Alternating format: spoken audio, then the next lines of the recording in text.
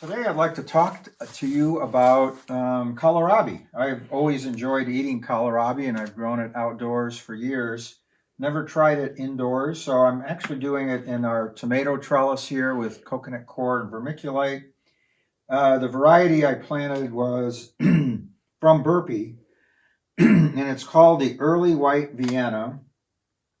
And as you can see, I planted these 6 weeks ago, so they're really big. There's nice little kohlrabi bulbs already forming down there. I'm guessing we're still about a month away from harvesting, but they look really good.